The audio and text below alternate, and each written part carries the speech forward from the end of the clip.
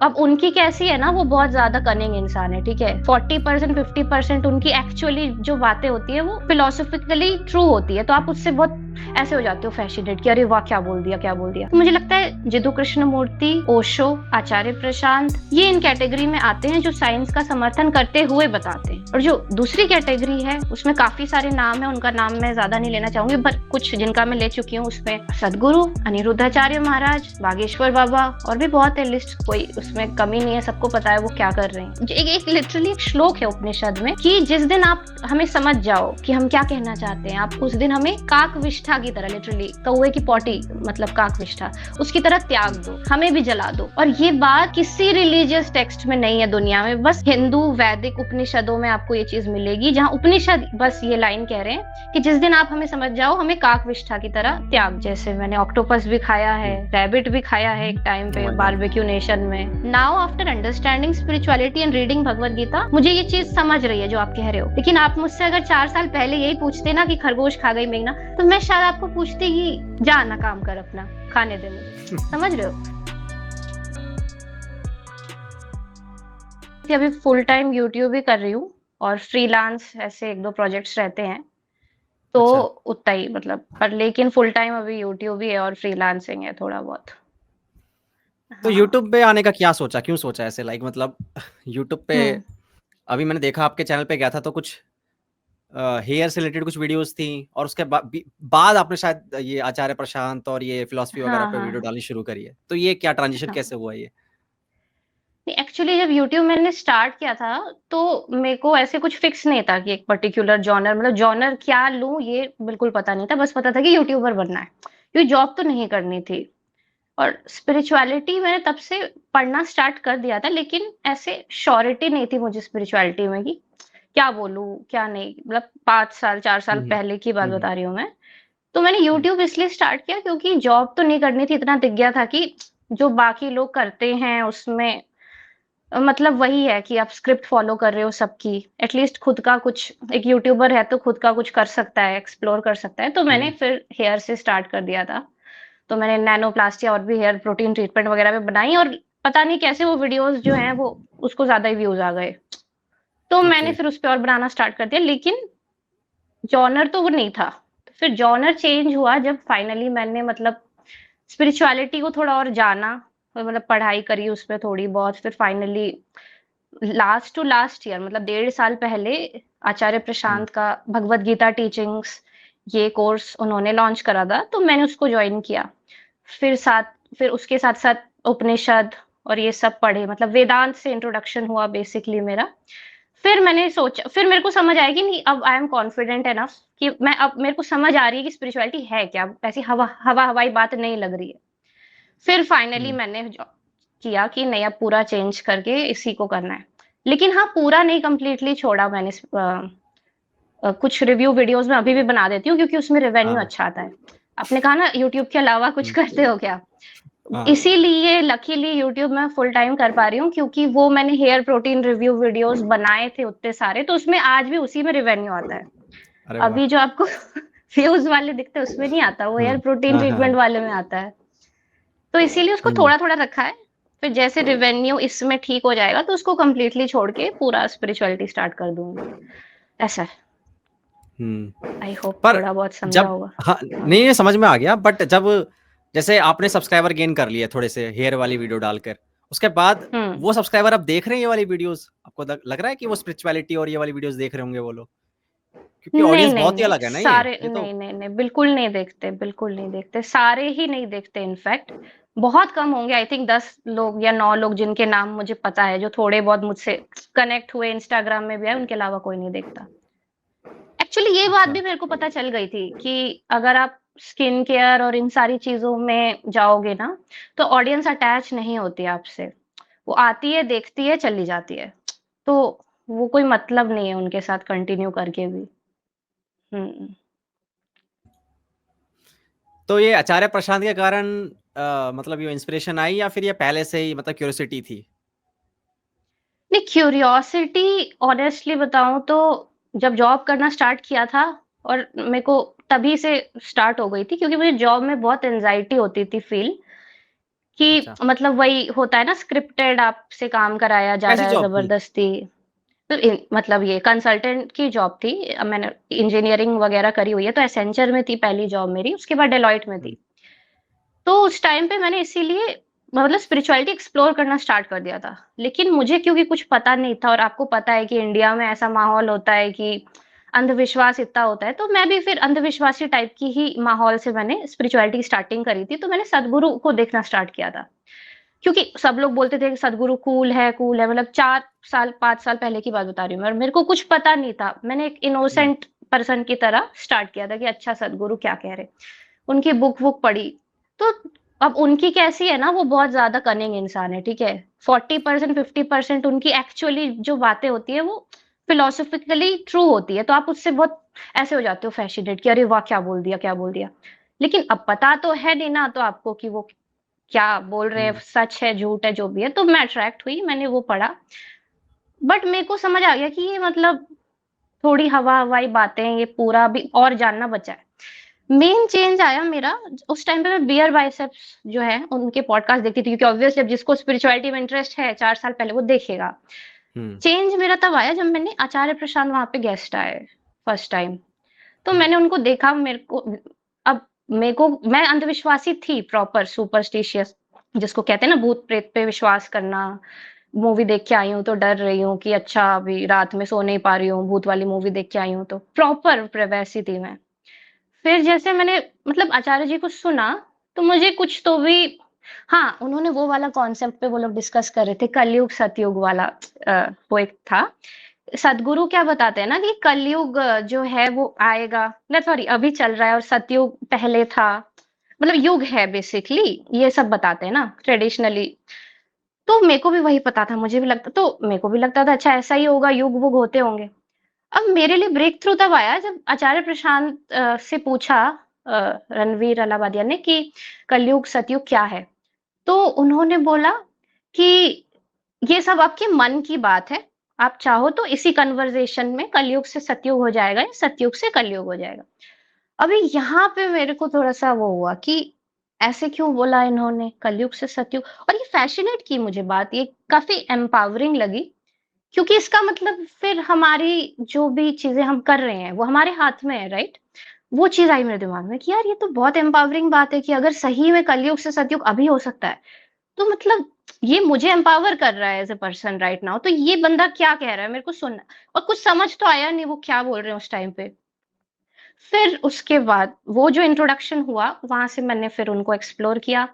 फिर उनके चैनल में गई, फिर मुझे पता चला कि अच्छा उपनिषद और वेद ये सब जो चीज़ें होती हैं, ये मेन चीज़ है जहाँ से स्पिरिचुअलिटी मतलब इंडिया में आई है।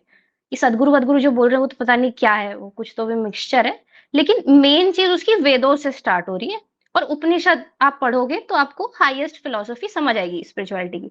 तो मैंने फिर जॉइन किया 1.5-2 साल पहले आचार्य जी का वो कोर्स जो है भगवत गीता का। उन्होंने तब भगवत गीता पढ़ाना स्टार्ट किया था फर्स्ट अध्याय से। और साथ में वो ये भी पढ़ाते थे ताओ ते चिंग, बोध प्रत्यूषा, ये जो बाकी फिलॉसफीज है, वेदांत। फिर उसके साथ-साथ वो भी पढ़ती रहती थी मैं, क्योंकि उनका करिकुलम बहुत टफ होता है कि आपके अभी तो एग्ज़ाम्स भी होते हैं ऐसे हर 2 दिन में एग्ज़ाम, हर 2 दिन में एग्ज़ाम। तो वो तो फिर साथ में फिर उपनिषद भी पढ़ना स्टार्ट किया, फिर बुद्धिज़्म के बारे में फिर जाना।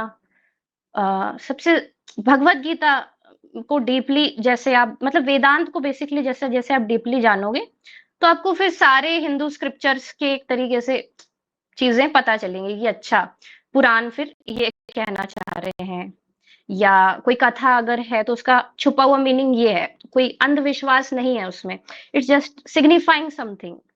तो ये जब समझा मुझे, फिर मुझे क्लियर हुआ कि स्पिरिचुअलिटी अंधविश्वास है ही नहीं। तो फ और फिर तब तक क्योंकि आप जैसे-जैसे गीता पढ़ते हो ना, तो एक आपके एक हम्बलनेस आने लगती है कि अच्छा, दुनिया में क्या हो रहा है, आप जानो थोड़ा, क्या आप हेल्प कर सकते हो क्या किसी की?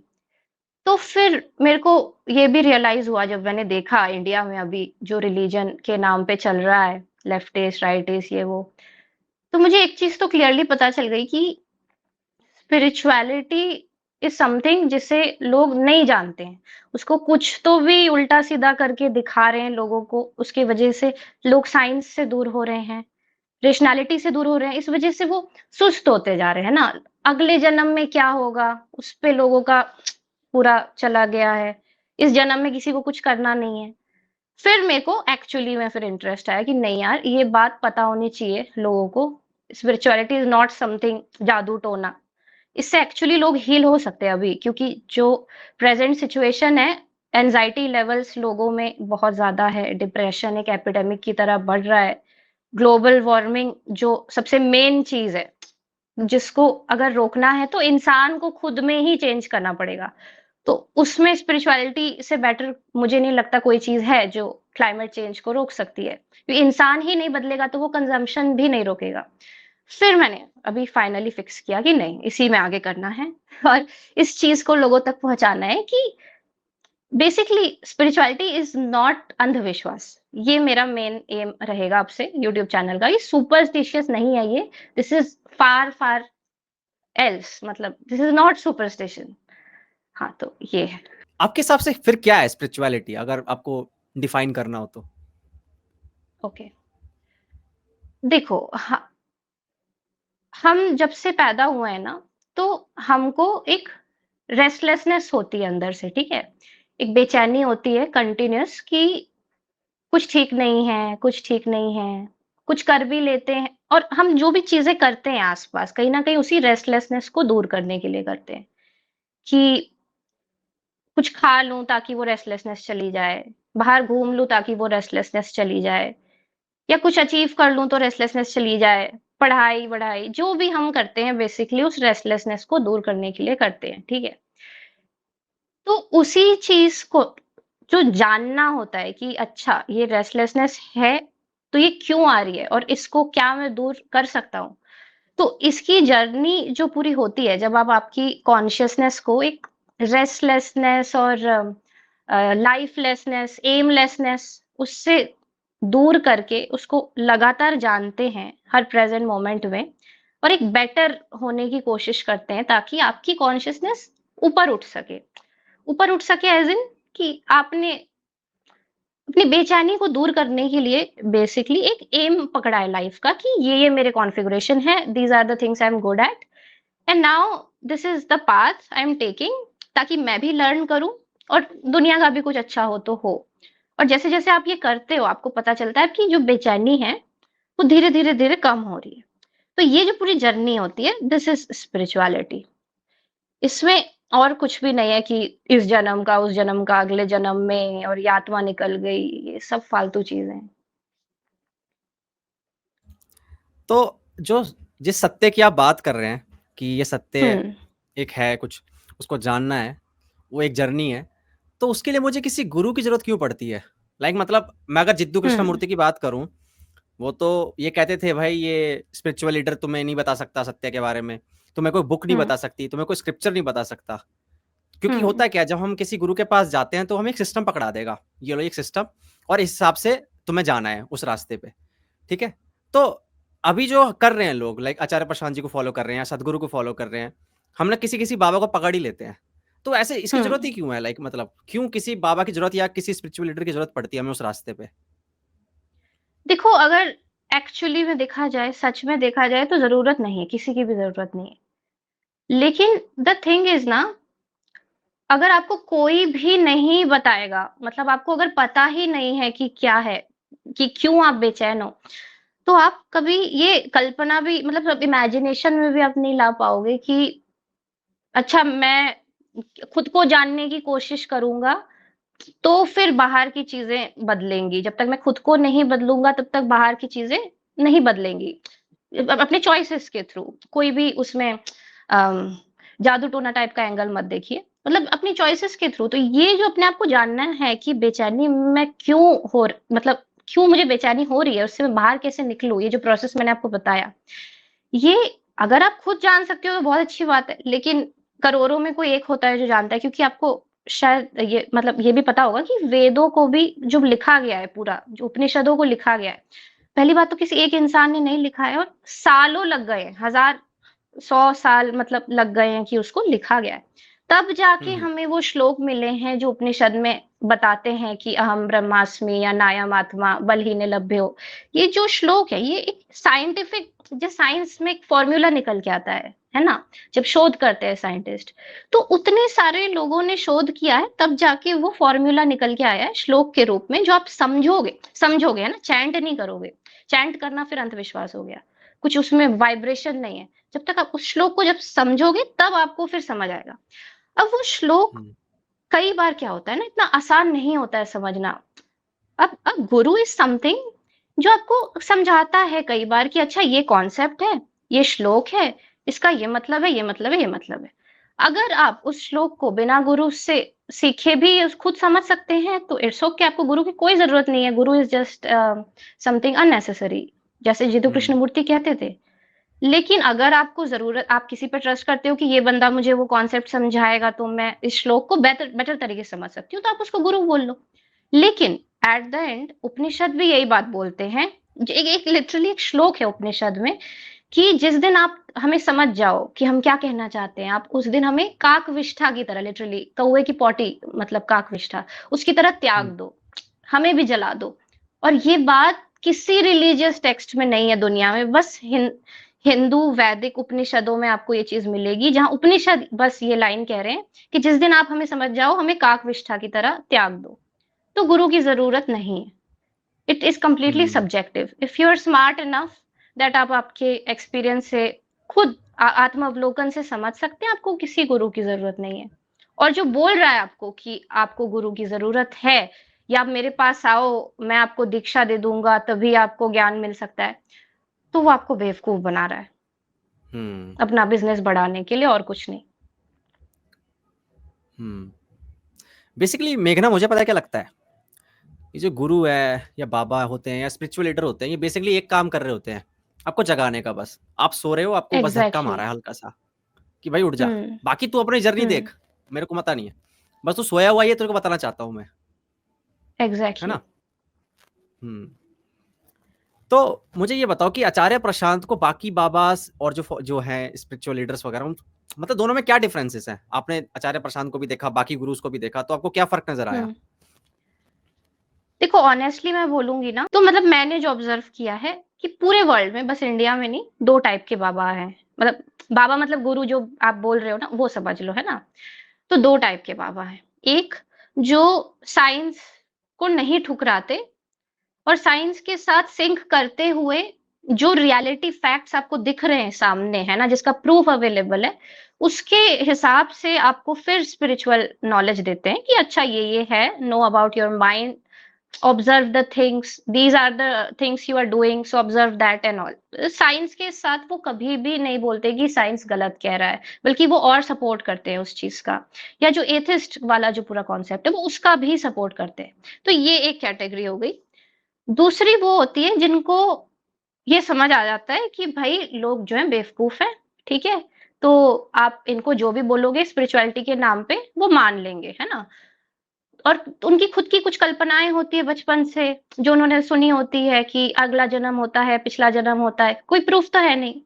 तो वो सारा कुछ वो लेके वो सामने वाले को भी बता देते हैं, कुछ अंधविश्वास वाली प्रैक्टिसेस बता देते हैं कि तुम जब आओगे इस चीज को करोगे तो तुमको सिद्धि मिल जाएगी। तो ये दूसरी टाइप की है जो साइंस को कंप्लीटली नकार देते हैं, क्योंकि पता है उनको कि साइंस बीच में आ गया तो उनकी पोल खुल जाएगी। तो दो टाइप की कैटेगरीज होती है जिसपे आप सारे बाबाओं को कैटेगराइज कर सकते हो। मेरे ख्याल से मतलब मैंने जिनकी टीचिंग समझी है इंडिया में, मैंने जिनकी समझी है, हो सकता है बहुत लोगों को मैंने नहीं सुना हो तो मुझे नहीं पता। तो मुझे लगता है जिदु कृष्णमूर्ति, ओशो, आचार्य प्रशांत, ये इन कैटेगरी में आते हैं जो साइंस का समर्थन करते हुए बताते हैं। और जो दूसरी कैटेगरी है उसमें काफी सारे नाम है, उनका नाम मैं ज्यादा नहीं लेना चाहूंगी, पर कुछ जिनका मैं ले चुकी हूँ उसमें सदगुरु, अनिरुद्धाचार्य महाराज, बागेश्वर बाबा, और भी बहुत है लिस्ट, कोई उसमें कमी नहीं है, सबको पता है वो क्या कर रहे हैं। जो साइंस का खंडन कर दे वो क्या ही स्पिरिचुअल है, फिर उसको कुछ पता ही नहीं है। तो मेरे ख्याल से दो कैटेगरी है और आचार्य जी पहली कैटेगरी में आते हैं। और उसी कैटेगरी में ओशो भी आते हैं, जेदु कृष्णमूर्ति भी आते हैं। They all are saying the same thing. और जिनको उनकी बातों में अलगाव दिख रहा है कि नहीं ओशो अलग बता रहे हैं, आचार्य जी अलग बता रहे हैं, जितू कृष्णमूर्ति अलग बता रहे हैं, तो उनको फिर बात समझ नहीं आई। वो तीनों एक ही बात कह रहे हैं कि खुद को देखो, जो उपनिषद बात, और वो तीनों अपनी बात भी नहीं कह रहे, वो वही बात कह रहे हैं जो ऑलरेडी उपनिषदों में ऋषि हमें बहुत पहले कह चुके, जो गीता में कृष्ण कह चुके। तो ये, और साइंस का वो खंडन नहीं करते हैं, ना उपनिषद करते हैं ना भगवत गीता करती है। तो मुझे लगता है ये लोग इस कैटेगरी में आते हैं। तो एक बार मैं चाहता हूँ कि आपने एक बार लॉ ऑफ कर्मा के बारे में थोड़ा बताओ। देखो, सबसे पहले तो ये कर्म का जो पूरा सिद्धांत है ना, ये आ रहा है भगवत गीता से, ठीक है? और इसमें ऐसे कोई भी मिस इंटरप्रेट करे इसकी संभावना नहीं बचती है, क्योंकि श्लोक अवेलेबल है, उसके मीनिंग अवेलेबल है। आप अगर इंटरनेट पे भी सर्च करेंगे, और जो एकदम अनुवाद वाला मीनिंग है ना, जो लोगों ने खुद का ट्रांसलेशन किया है वो नहीं, तो देखेंगे आपको समझ आएगा कि उसमें कहीं भी अंधविश्वास तो नहीं मेंशन है। हाँ, चीज़ों के नाम मेंशन है, जैसे वर्ड आपने बताया पुनर्जन्म, ये मेंशन्ड है, या तो उसका मतलब लोगों को नहीं पता। लेकिन मतलब नहीं पता, इसका मतलब ये नहीं है कि उसका वही मतलब है जो वो समझ रहे हैं अंधविश्वास वाला। ये तो पहली बात तो ठीक है। अब लॉ ऑफ कर्मा क्या होता है, ठीक है? तो अब श्री कृष्ण का ना जो गीता का पूरा जो सार है, उसके हिसाब से मैं आपको बताऊँ तो कर्म को देखना, ये आप ऐसे नहीं समझ पाओगे, आपको कर्ता को देखना पड़ेगा। कर्ता मतलब कि जो उस कर्म को कर रहा है, ठीक है? अब मेन जो उसका कॉन्सेप्ट जो गीता डिफाइन करती है वो होता है निष्काम कर्म, ठीक है? Desireless action. मतलब कर्म करो, फल की चिंता मत करो। जैसे कर उसका जो श्लोक है, कर्मण्येव अधिकारस्ते मा फलेषु कदाचन, मतलब बस केवल और केवल कर्म में ही अधिकार है, उसके फल में नहीं अधिकार है, ठीक है? तो इसका मीनिंग लोग ऐसे निकाल लेते हैं कि मतलब कुछ भी कर्म कर दो और फिर फल की चिंता मत करो। लेकिन नहीं, भगवत गीता क्या बोलती है कि आपको कर्ता को देखना है और जो राइट एक्शन है वो करना है। और कर्ता अगर एक बार बदल गया, मतलब कर्ता अगर अंदर से राइट हो गया, तो वो जो भी एक्शन करेगा वो राइट ही होगा। तो फिर फल को देखने का तो फिर सवाल ही नहीं है। ये मैं आपको वो मीनिंग बता रही हूँ जो मतलब अ, अ, पूरा एक ओवरऑल अगर आप देखो, किसी एक पर्टिकुलर श्लोक का नहीं। तो कर्म को मत देखो, कर्ता को देखो। इससे मतलब क्या है कि अपने नियत कर्म तक अगर आपको पहुंचना है, कि जैसे हर इंसान है, ठीक है, उसका एक कॉन्फ़िगरेशन है। जैसे मैंने आपको स्टार्टिंग में भी कहा था कि कुछ एक स्किल लेके एक बंदा जो है डेवलप होता है, कि आप गाने में अच्छे हैं, राइटिंग में अच्छे हैं, या स्पीकिंग में अच्छे हैं। तो जो भी आपकी नियति है, उसे नियति पहचानना बोला जाता है कि ये नियति है मेरी। तो अब तो आप वो काम करो जिसमें आप उसी स्किल्स को, अपनी नियति को कृष्ण तत्व तक ले जाओ। कृष्ण तत्व मतलब कि और बेहतर-बेहतर हो सके वो काम। तो जब आप ये करोगे तो आप प्रेज़ेंट मोमेंट में इतना डूब जाओगे उस काम को करने में, क्योंकि आप आपका बेस्ट दे रहे होंगे, 100% दे रहे होंगे, ठीक है? तो आप इतना डूब जाओगे कि कुछ बचेगा ही नहीं। मतलब उसी में आपने पूरी एनर्जी दे दी, तो अब जो भी रिज़ल्ट आए आपको फ़र्क नहीं पड़ेगा। तो इसी को बोला जाता है लॉ ऑफ कर्मा, कि अपने सारे कर्मों को कृष्ण को अर्पित कर दो, एक निष्काम भाव से। निष्काम का मतलब होता है कि डिजायरलेस, काम, काम मतलब कामना, तो कामना नहीं है। तो कोई कामना मत रखो कि ये पाने के लिए है या वो पाने के लिए है, इसलिए मैं कर रहा हूँ, या ये मैं कर रहा हूँ ताकि ये कनेक्शन मिल जाए, वो मिल जाए, नहीं। इसलिए करो ताकि आपकी जो नियति है उसको आप वहां तक पहुंच सको और बेस्ट बेस्ट बेस्ट दे सको। अब इससे फिर ये पता चलता है कि आपका जो कर्म है वो अब पूरा डिसॉल्व हो गया है। आप जो भी थे आपने उस कर्म में सारा कुछ डाल दिया, ठीक है? अब इससे पिछले जन्म में आप क्या थे और अभी क्या कर रहे हो, इसका कोई भी रिलेशन नहीं है। वो लोग जो हैं वो कह रहे हैं, वो पता नहीं क्यों कह रहे हैं। यही है निष्काम कर्म, कि इतना डूब के कर्म करो कि कि कोई फल की चिंता आपको ना रहे। यही है लॉ ऑफ कर्मा। तो उसी में ये चीज़ भी हो जाता है कि निष्काम आप बस तभी रह सकते हो जब आप प्रेजेंट मोमेंट में ही काम करोगे, एक स्पॉन्टेनियस तरीके से, ठीक है? एक रियल टाइम में जब आप काम करोगे। फॉर एग्जाम्पल, जब आर्टिस्ट, ठीक है, एक स्टेज में परफॉर्म करता है, तो कई बार ऐसे होता है कि वो मतलब बस परफॉर्म कर रहा है, कर रहा है, कर रहा है, और उसको खुद भी नहीं पता कि उसने सुर किस तरीके से गाया। हो सकता है उस एक अलग ही धुन निकली उसकी, जो वो प्रैक्टिस करके नहीं आया था, लेकिन स्टेज में अपने आप निकली। तो वो क्या हुआ, वो स्पॉन्टेनियस एक काम हुआ है वहाँ पे, ठीक है? उसी चीज़ को जैसे ओशो जब डिफाइन करते हैं तो वो ट्रांसेंडेंटल बोल देते हैं, द फोर्थ ऐसे बोल देते हैं या तुरीय बोल देते हैं। उसी को श्री कृष्ण निष्काम कर्म बोलते हैं। तो बेसिकली वही है कि कर्ता जो है एक हो जाए कर्म के साथ, इतना कि स्पॉन्टेनियसली अब वो चीज़ निकल रही है और वो तब तक नहीं हो पाएगा जब तक आप आपका नियत कर्म नहीं करोगे, वो काम जो आपके लिए ही बना है, आपका बेस्ट है। तो दैट इज़ निष्काम कर्म, ठीक है? अब पुनर्जन्म में आती हूँ मैं। ये पुनर्जन्म होता है, बिल्कुल होता है। पुनर्जन्म इज़ नॉट एनी कॉन्सेप्ट, ठीक है? लेकिन किसका होता है पुनर्जन्म, ये यहाँ पे लोग जो हैं कन्फ्यूज़ हो जाते हैं, ठीक है? अगर आप सनातन फ़िलॉसफ़ी को पूरा देखोगे, जो वैदिक फ़िलॉसफ़ी से जो सनातन वर्ड जो आपने सुना होगा, तो उसमें यही है कि पुनर्जन्म तो होता है, पुनर्जन्म और कर्म ये दोनों काफ़ी मेन कीवर्ड्स हैं सनातन फ़िलॉसफ़ी के। लेकिन पुनर्जन्म जिस चीज़ का होता है ना, उस चीज़ को समझना बहुत ही थोड़ा कॉम्प्लेक्स है, एक बहुत ही रेशनल माइंड चाहिए, जिज्ञासु माइंड चाहिए जो थोड़ा शार्प हो, है ना? फैक्ट ओरिएंटेड माइंड चाहिए, तब आप उस चीज़ को समझ पाओगे। तो किस चीज़ का होता है पुनर्जन्म? तो पुनर्जन्म होता है लेकिन प्रकृति का होता है, ठीक है? अब वेदांत में ना 3 चीज़ें होती हैं, मैं ऐसे बताती हूँ वरना आपको नहीं समझेगा। एक होती है प्रकृति, आत्मा, अहम। तो जो आप होते हैं, वो होता है ईगो, ठीक है? प्रकृति, वो जो भी मटेरियल वर्ल्ड है, ठीक है? आपको जो दिख रहा है आपके आस-पास। और आत्मा को ब्रह्म बोल लो, सत्य बोल लो, वो छोड़ दो, उसको डिस्क्राइब नहीं किया जा सकता, वो अलग चीज़ हो गई या कृष्ण बोल लो, मतलब जो भी आप नाम सुनते हो ब्रह्म, आत्मा, कृष्ण वो एक ही होता है, ठीक है? मैं क्या बोल रही थी? पुनर्जन्म डिफाइन कर रही थी ना? हाँ, ओके। तो जो जितना भी मटेरियल होता है, जो आप देखते हो, जिसको प्रकृति बोला जाता है, उसका पुनर्जन्म होता है। अब इसको समझने के लिए आप ये समझिए कि जैसे ये है ओशन है, सागर है, उसमें लहरें आ रही हैं, ठीक है? तो उसमें लहरें आती हैं, जाती हैं, आती हैं, जाती हैं, प्रकृति है, ठीक है? लहरें आएँगी, जाएँगी, लेकिन वो लहर जो चली गई एक बार, वो फिर वापस नहीं आएगी। तो कोई व्यक्तिगत पुनर्जन्म नहीं होता कि आप जो अभी पर्सन है रवि, तो उसका दूसरा जन्म होगा जिसकी सेम कैरेक्टरिस्टिक्स नहीं होगी, नहीं।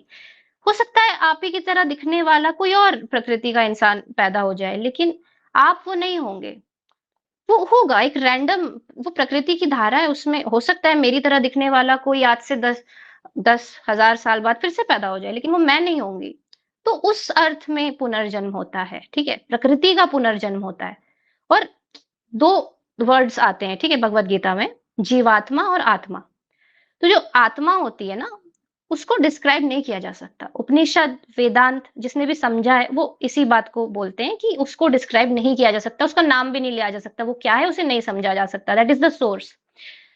लेकिन जो जीवात्मा होती है, वो भगवद गीता के हिसाब से वो भी प्रकृति है। वो मि एक एक श्लोक है जिसमें श्री कृष्ण कहते हैं कि जो जीवात्मा जिसे हम कहते हैं कि शरीर के अंदर कोई तो है जो आपकी तरह है, उसको वो परा प्रकृति कहते हैं। और जो बाकी मटेरियल चीजें हैं जैसे हाथ पैर मिट्टी विट्टी उसको अपरा प्रकृति कहते हैं। लेकिन at the end Shri Krishna भी इस बात को मानते हैं कि चाहे परा प्रकृति हो या अपरा प्रकृति हो, है तो वो प्रकृति ही। बस आपको अभी लग रही है कि हाँ आप हो, लेकिन उसका प्रमाण ये है कि आप अभी जो हो, आप आज से 5 साल पहले वैसे नहीं थे। आप बदल गए, राइट? आप इसीलिए ऐसे बिहेव कर रहे हो क्योंकि आपने उस चीज़ की एक कहानी बना ली है कि मैं तो ऐसा हूँ ही, कि मैं वो हूँ जो ऐसे बिहेव करता है। फिर आपको एक आईने में भी शक्ल दिख रही है तो आपने मान लिया कि आप हो। लेकिन एक्चुअली में आप हो ही नहीं, आप तो 10 आपने इसी जीवन में पता न जाने कितने बार पुनर्जन्म ले लिया है। आपकी कितनी सारी कैरेक्टरिस्टिक्स थी जो बचपन में थी, अब आप वो नहीं हो और कल भी आप वही नहीं रहोगे। इस कन्वर्सेशन के बाद भी आप वो नहीं रहोगे। तो इस अर्थ में पुनर्जन्म होता है, लेकिन कोई व्यक्तिगत पुनर्जन्म नहीं होता।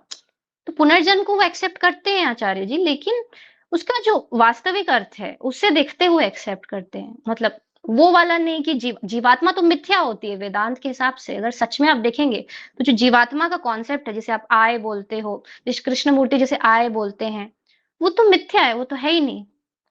तो उस अर्थ में तो कोई पुनर्जन्म की बात ही नहीं हो सकती, क्योंकि प्रकृति ही मिथ्या है, प्रकृति माया है वेदांत के हिसाब से, तो वो नहीं है। और आत्मा तो हमेशा थी ही, आत्मा तो सत्य है, तो उसका क्या पुनर्जन्म होगा, वो तो कभी जन्मी ही नहीं है। एक और श्लोक है भगवत गीता में, ठीक है, नैनम छिंदती शस्त्राणि नैनम दहती पावकः, मतलब कि आत्मा को डिफाइन कर रहे हैं, ठीक है, कि आत्मा वो है जिसे कोई शस्त्र नहीं काट सकता। नैनम छिंदती शस्त्राणि, उसे कोई भी शस्त्र नहीं काट सकता, आग उसे जला नहीं सकती, वो अजन्मी है। तो खुद भगवत गीता में श्री कृष्ण कह रहे हैं कि आत्मा वो है जिसका जन्म ही नहीं हो सकता, तो तुम किसको बोल रहे हो, किसका जन्म हुआ है? अगर तुम बोल रहे हो किसी का जन्म हुआ है, तो तुम भगवत गीता का खंडन कर रहे हो, पहली बात। तुमने पढ़ तो, तो लोग पढ़ते नहीं है, वो एक श्लोक उठा के कुछ भी मीनिंग बता देते हैं, वो नहीं है। भगवत गीता इतनी सस्ती होती तो कोई भी समझ लेता ना। उसके कितने 700 श्लोक हैं उसमें, हर श्लोक जब आप पढ़ोगे तब जाके आपको एक चैप्टर का कॉन्सेप्ट समझ आएगा कि अच्छा उसमें 18 अध्याय हैं। तो एक अध्याय पढ़ोगे तो समझ आएगा कि अच्छा ये वाला श्लोक जो है वो भी यही कह रहा था, ये भी ये कह रहा था। मतलब पूरा अध्याय अध्याय लेके पढ़ना पड़ेगा ना। अब अब मैं बता रही हूँ, ये जो पूरा कॉन्सेप्ट है ना कि जीवात्मा जो है पुनर्जन्म लेती है, ये एक श्लोक है उससे आता है। उसका मैं नंबर भूल गई हूँ, लेकिन आप गूगल में सर्च करोगे तो वो श्लोक कुछ इस तरीके से कि जीवात्मा, मतलब जिस तरीके से इंसान कपड़े बदलता है, वैसे ही जीवात्मा शरीर बदलती है। ये उसका हिंदी अनुवाद है। वो एग्ज़ैक्ट नंबर मुझे नहीं याद आ रहा, भगवत गीता का श्लोक है। तो वो रीज़न है जिस वज़ह से लोग कन्फ्यूज़ हो जाते हैं। ये गीता में तो लिखा है, वहाँ बोल रहे हैं श्री कृष्ण कि जीवात्मा जैसे इंसान कपड़े बदलता है, वैसे जीवात्मा शरीर बदलती है। तो वो नहीं कह रहे हैं कृष्ण। जीवात्मा, पहली बात तो वेदांत उपनिषद के मीनिंग से आप देखोगे तो जीवात्मा इज़ मटेरियल, ठीक है? श्री कृष्ण आगे जाके एक श्लोक में, जैसे कि मैंने आपको कहा, कि बता रहे हैं कि जीवात्मा इज़ परा प्रकृति, दैट इज़ प्रकृति। भले ही परा हो तो क्या हो गया, है तो प्रकृति। तो जीवात्मा कपड़े बदलती है, शरीर बदलती है से क्या मतलब है कि प्रकृति जो है वो बदल रही है। देखो भगवत गीता वेदांत की बुक है ना? तो जब तक आपको वेदांत के बेसिक्स नहीं पता होंगे, आप श्लोक को कैसे समझोगे?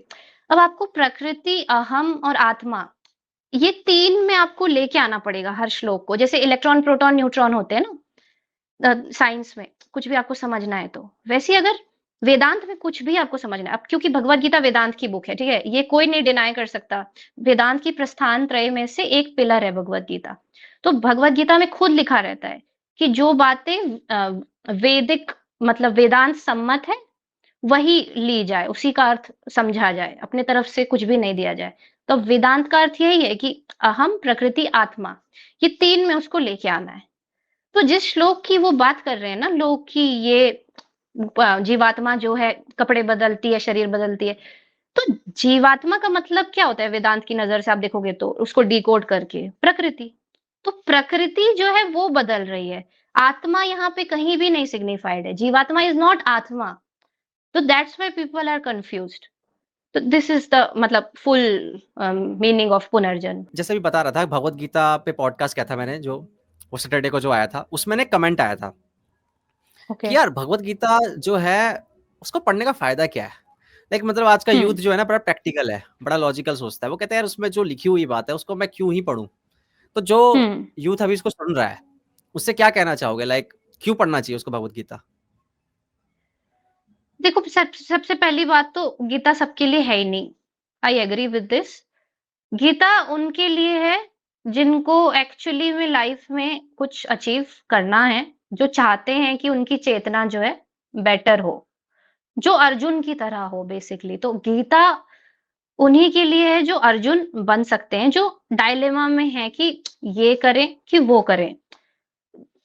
गीता देखो बस अर्जुन को ही बोली कृष्ण ने गीता, वहां पे युधिष्ठिर भी थे, भीष्म भीम भी थे, बहुत लोग थे, सबको बोल सकते थे, लेकिन नहीं, उन्होंने अर्जुन को ही बोली।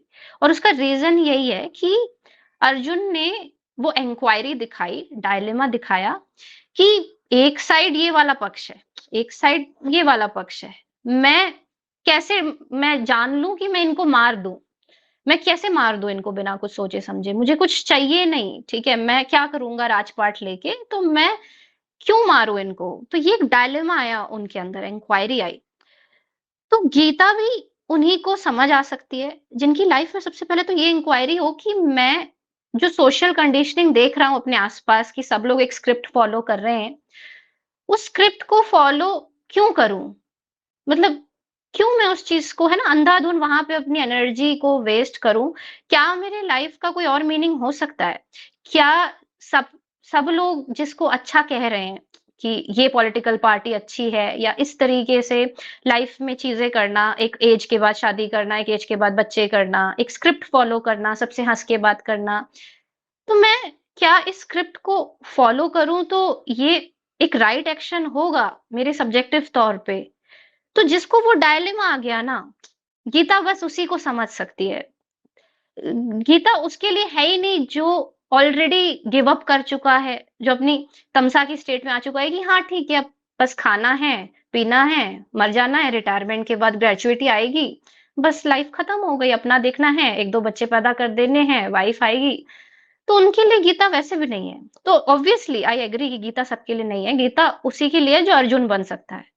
और फिर कृष्ण को समर्पित भी हो सकता है कि अच्छा अब मैं इंक्वायरी भी करूँगा कि मेरे लाइफ में इस प्रेज़ेंट मोमेंट में अब नेक्स्ट कृष्ण टास्क क्या है? और फिर बिना सोचे-समझे, बिना मोह किए अपने ब्लड रिलेशनशिप्स का या किसी का भी पास्ट में मिली हुई चीज़ों का कि सैलरी मिलती थी अच्छी पुराने ऑफ़िस में या जो भी, सारे स्वार्थों का त्याग करके और मोह का, ब्लड रिलेशंस के मोह का त्याग करके जो कृष्ण को समर्पित होने के लिए रेडी हो, आगे अपने कृष्ण वर्क को कंटिन्यू करने के लिए ताकि उसकी चेतना उठ सके। तो जो ये चीज़ चाहेगा at the end it's all about choice क्योंकि एट द एंड क्योंकि वेदांत भी वही कहता है कि अंत में अहम ब्रह्मास्मि तक अगर नहीं पहुँचा रहा है तो कुछ भी नहीं है।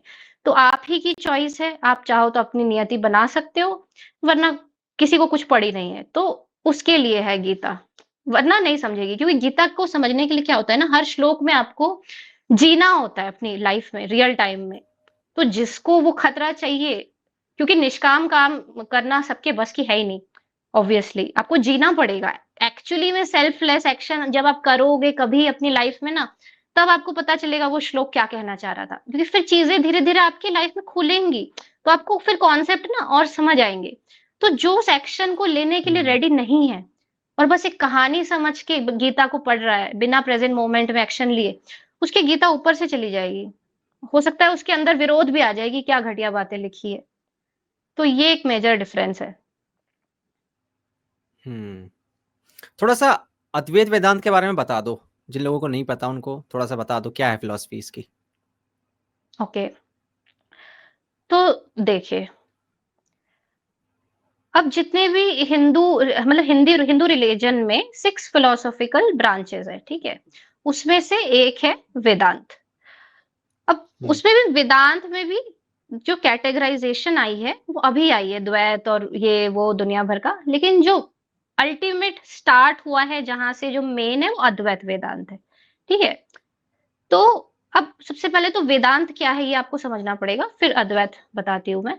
तो Vedanta is basically the summary of the Vedas ये आप कह सकते हो, कि धीरे-धीरे जब ऋषि लोग थे प्रिमिटिव स्टेज में कि कुछ उनको पता नहीं है, तब उन्होंने वेद लिखना स्टार्ट किया, इंक्वायरी करना कि यार मैं हूँ, क्या हूँ मैं, कौन हूँ, ये एंग्ज़ायटी क्यों फ़ील होती है? तो उन्होंने इंक्वायरी करना स्टार्ट किया, वहाँ से वेद लिखने की स्टार्टिंग हुई। अब वो बहुत प्रिमिटिव थी। वो हर चीज़ को देख के पूछ रहे थे। कुछ भी मिलता था तो उसको पूजने लगते थे। जैसे सूर्य देवता, उसको जल चढ़ा दिया या इसीलिए वेदों में आपको कर्मकांड बहुत मिलेंगे कि इस तरीके से हवन कर लो, वो कर लो, दुनिया भर के हुँ। कर्मकांड क्योंकि प्रिमिटिव माइंड है इंसान का। तो उस टाइम पे वो हर चीज़ ट्राई कर रहा है कि अरे ये चीज़ चमक रही है आग जैसी तो इसको अग्नि देवता बोल लो। तो इसलिए वेदों में भर के कर्मकांड है। फिर धीरे-धीरे, धीरे-धीरे जैसे इवॉल्व होता है, फिर एट द एंड उपनिषद लिखे जाते हैं। तो उससे बोलते हैं वेदांत मतलब वेदों का अंत, कि अब बात समझ आ गई ऋषियों को कि प्रकृति में कुछ नहीं है। अब कॉन्शियसनेस पे एंटर हो रहा है वहाँ से पूरा जो मामला है, कि अब मतलब बात करेंगे कि ये जो प्रॉब्लम हम देख रहे हैं कि बेचैनी की हो किसको रही है। तो पूरा हुँ। वो जो ज्ञान वाला पार्ट है जिसमें कर्म कांड कुछ नहीं है कि पूजा पाठ हवन, बस ज्ञान का विश्लेषण है कि आपकी कॉन्शियसनेस को कैसे हटाया जा सके, वो क्या है ना? ये पूरा जो प्रोसेस है, अपनी लाइफ में कैसे आगे बढ़ा जा मतलब जो भी गीता में जैसे श्लोक आते हैं, कर्म का सिद्धांत और ये वो। तो वो सब आता है फिर वेदांत के अंदर, जहाँ वेदों का अंत हो रहा है। और वेदांत में खुद भी ऐसे श्लोक है जो खुद बोलते हैं कि वेद भी कुछ नहीं। अगर आप वेदांत समझ गए तो वेद आपको समझ आ जाएंगे कि दे आर जस्ट यूजलेस। तो अब वेदांत में भी अद्वैत वेदांत वो स्पेसिफिक स्ट्रीम है जो ये मानता है कि जो जैसे आप जो मैंने कहा कि 6 फिलोसॉफिकल ब्रांचेस होती हैं, ठीक है। अब इसमें से जो बाकी ब्रांचेस हैं वो क्या बोलती हैं कि हाईएस्ट पॉसिबिलिटी जो है इंसान की, या जो आपके अंदर जो है, वो किसी क्रिएटर गॉड ने बनाया है। और वो गॉड जो है वो बाहर लाए कर रहा है, मतलब पारलौकिक है, इस वर्ल्ड का नहीं है। बेसिकली वो पूरा क्रिएटर गॉड का जो कॉन्सेप्ट आ जाता है। तो 6 में से 5 जितने हैं वो यही बिलीव करते हैं, हिंदू फिलोसॉफिकल रिलीजन में अगर आप देखोगे तो। वेदांत इकलौता है जो बोलता है कि नहीं, कोई क्रिएटर गॉड नहीं है। The highest possibility is the person who is watching all this. क्योंकि अगर आप देखते ही नहीं, ठीक है, पहले दिन आपकी आंखें नहीं खुलती, तो आपको दिखता कैसे कि ये कुछ है और किसी ने क्रिएट किया है, किसी क्रिएटर गॉड ने। पहले तो आपका होना जरूरी है ना। तो वेदांत क्या करता है, आपकी तरफ डायरेक्ट कर देता है सब कुछ। और अद्वैत वेदांत ये बोलता है कि वो जो हाईएस्ट पॉसिबिलिटी है, जिसे आत्मा कहता है अद्वैत वेदांत, कि वो निर्गुण है। बेसिकली वो वर्ल्ड के बाहर तो नहीं है, लेकिन वो the highest possibilities with in your self, मतलब ह्यूमन को वो एक कैपेबिलिटी दे देता है। तो दैट इज अद्वैत वेदांत। द्वैत में नहीं है। मतलब द्वैत क्या होता है कि जैसे दृश्य है और दृष्टा है, ठीक है। मैं ऐसे बताती हूँ, रुको, ये और अच्छे से समझेगा। जैसे ऑब्जर्वर इज ऑब्जर्व जो कहते हैं ना जिदु कृष्ण मूर्ति, वो क्या होता है कि दृष्टा ही दृश्य है, ठीक है। Observer is the observed. तो ये क्या होता है कि जो देख रहा है और जो उसको दिख रहा है, दोनों प्रकृति है। जीवात्मा भी प्रकृति है और बाहर जो जीवात्मा को दिखाई दे रहा है वो भी प्रकृति है। लेकिन अद्वैत क्या कहता है कि जैसे कृष्ण मूर्ति कहते थे कि ठीक है, ऑब्जर्वर है, ऑब्जर्व्ड है, और दोनों जो है प्रकृति है। तो ये किसको दिखाई दे रहा है?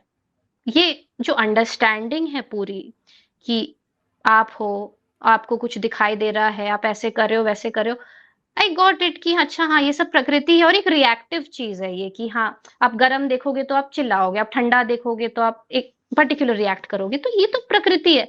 लेकिन कोई तो है जो इसको देख पा रहा है, वरना मुझे समझ कैसे आता? वो अंडरस्टैंडिंग वाला फैक्टर वरना कैसे होता? तो वो अद्वैत है।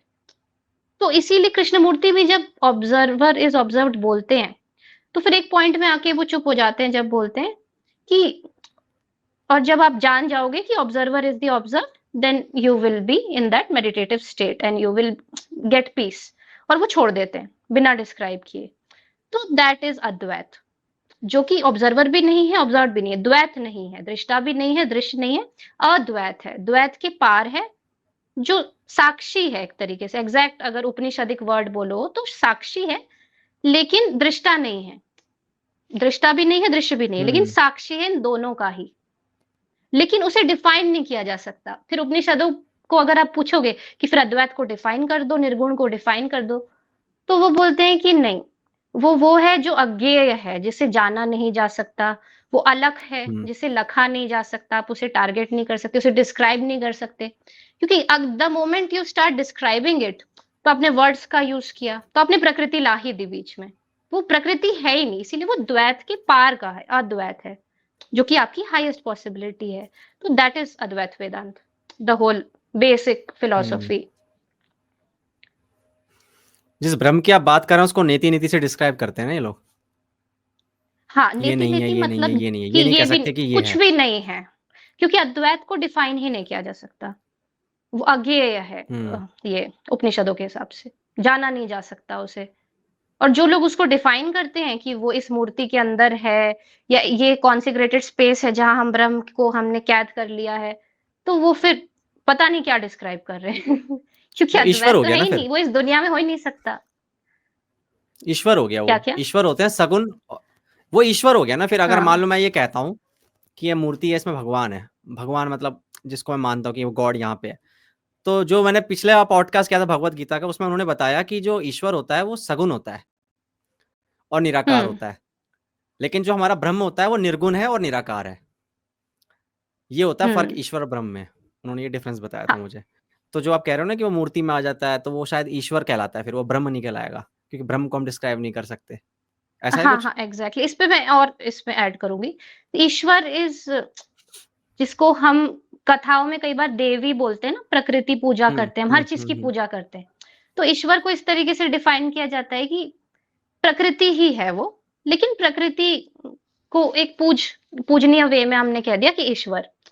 तो देव, तो ईश्वर इज इक्वल्स टू देवी, ऐसे हो गया कि प्रकृति, ऑल दी प्रकृति इज ईश्वर, अगर आप अद्वैत वेदांत में पूछोगे तो प्रकृति ही हो हुँ, गई, ईश्वर भी प्रकृति है, ऐसे। हुँ।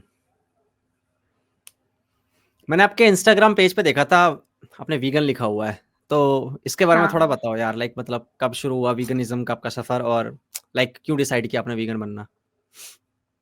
मैं पहले तो बंगाली हूँ, तो बचपन से मैंने नॉनवेज खाया हुआ है बहुत ज़्यादा, मतलब शायद नॉर्मल नॉन वेजिटेरियंस ने भी मछलियाँ? इतना नहीं खाया होगा मैंने जितने, हाँ, जानवर खाए हैं।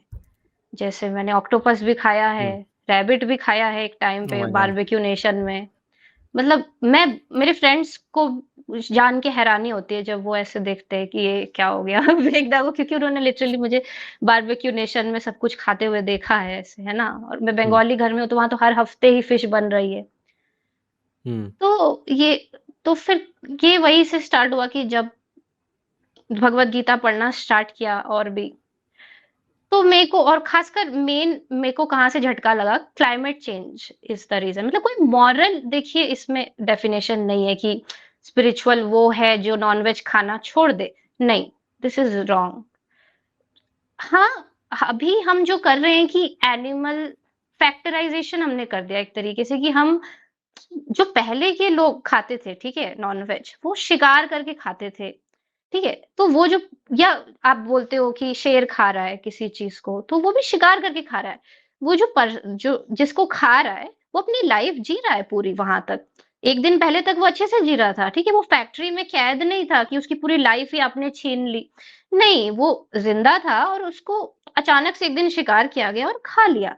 तो तो एक तरीके से इस वजह से क्लाइमेट चेंज भी हो रहा है, और मुझे लगता है कि ये एक इनह्यूमन चीज़ है। तो दैट इज़ द रीज़न मैं वीगन बनी। इसमें कोई स्पिरिचुअल रीज़न नहीं है। अगर ऐसी दुनिया होती कि हम लोग जो हैं बहुत साल पहले ज़िंदा रह रहे होते, जहाँ कोई पॉल्यूशन, कोई क्लाइमेट चेंज नहीं था, और हम फैक्ट्रीज़ में रख के जानवरों को नहीं खा रहे होते, कि इस तरीके से टॉर्चर करके, कि जानवर ने पता नहीं कोई कैन बन गया है सोडा का, कि आप फैक्ट्री में उसको, तो नॉनवेज खाने में कोई गलत नहीं होता मेरे ख्याल से। लेकिन आप शिकार करके खाओ, फिर देखो भाई कि आप खून कर रहे हो किसी का और फिर खा रहे हो, उसकी, उसको आपने कैद करके नहीं रखा है फैक्ट्री में। तो इसमें कोई स्पिरिचुअल रीज़न वैसे नहीं है कि आप अंदर से एनलाइटन हो जाएँगे अगर छोड़ देंगे तो। This is wrong. है तो वो भी प्रकृति, फिर तो अद्वैत के हिसाब से आप देखोगे तो वो भी प्रकृति है, वो भी मिथ्या है। तो स्पिरिचुअल रीज़न नहीं हो सकता उसका। दिस इज समथिंग जो कि डायरेक्टली क्लाइमेट को अफेक्ट कर रहा है, और मुझे ऐसे लगा कि यार अगर मैं एक यूट्यूब एजुकेटर हूँ जो कि स्पिरिचुअलिटी प्रमोट कर रही हूँ, तो क्लाइमेट चेंज इज समथिंग जिस पे सबसे पहले ध्यान जाना चाहिए लोगों का, और खासकर क्रुएल्टी पे भी, अहिंसा को भी हमें प्रमोट करना चाहिए, क्योंकि मैं गीता पढ़ रही हूँ, उसमें अहिंसा ही है कि भाई आप सत्य, जो राइट डिसीजन है वो लो। और मैंने जैसे आपको कहा कि आपको गीता के श्लोक समझ आना बंद हो जाएंगे अगर आप प्रेजेंट मोमेंट में राइट एक्शन नहीं लोगे, बस एक थ्योरी की तरह पढ़ लोगे तो आपको गीता समझ नहीं आएगी। आपको एक्चुअली इम्प्लीमेंट करना पड़ेगा। कोई तो भी सहारा ढूँढना पड़ेगा कि चलो यूट्यूब को सब्जेक्ट बना लिया या कुछ तो कर रहे हो, लेकिन एक्शन करते रहना पड़ेगा। तो फिर मैंने इसीलिए सोचा कि नहीं यार, उस क्लाइमेट के तरीके से देखें और एनिमल क्रूएल्टी जो हो रही है उसके तरीके से देखें, तो यही सही है कि मैं वीगन बन जाऊँ। तो और फिर जितने स्टूडेंट्स थे जो मेरे साथ पढ़ रहे थे गीता, उनका भी माहौल ऐसे था कि सब वीगन है, वीगन है। तो मुझे लगा ठीक है यार, इतनी कोई बड़ी बात नहीं है नॉन-वेज की जिस वज़ह से मैं, है ना, अपनी एक ह्यूमैनिटी का त्याग कर दूँ। तो मैंने फिर छोड़ दिया, और कोई रीज़न हुँ। नहीं था। नहीं, आपने बोला कि स्पिरिचुअल रीज़न नहीं थे, लेकिन यहाँ पे मॉरलिटी तो हुँ, क्वेश्चन आ गया ना कि भाई इमोरल है ये एक्ट। ये तो मानते हो ना कि इमोरल था ये? लाइक किलिंग एनिमल्स यार, वो इमोरल है कंप्लीटली। तो आपने स्पिरिचुअल रीज़न के कारण तो नहीं किया, बट आपको लगता है कि इमोरल होता है हुँ, मारना? क्योंकि चलो आपने बोला भी फैक्ट्रीज़ वगैरह में है एनिमल, ये सब इसी कारण क्रूरल्टी होती है वहाँ पे। बट एक मछुआरे हुँ, का एग्ज़ाम्पल लेते हैं, जो रोज़ सुबह जाता है और जाला डालता है, उसके बाद मछलियाँ निकाल के लाता है और खा लेता है या बेच देता है। वहां तो क्रुएल्टी नहीं हुई, हम्म। वो तो मछलियां थी वहां पे, उसने उठाया हम्म। और उसके बाद उसने उसको खाया, मार दिया। तो आप ये बताओ क्या हम्म। यहाँ पे गलत नहीं हो रहा? क्योंकि एक जानवर है वो, हम्म। उसके पास खुद का एक राइट तो है ना यार जीने का। उस राइट पे हम्म। हमारा हक कैसे आ गया? उसके जीवन पे हमारा हक कैसे आ गया?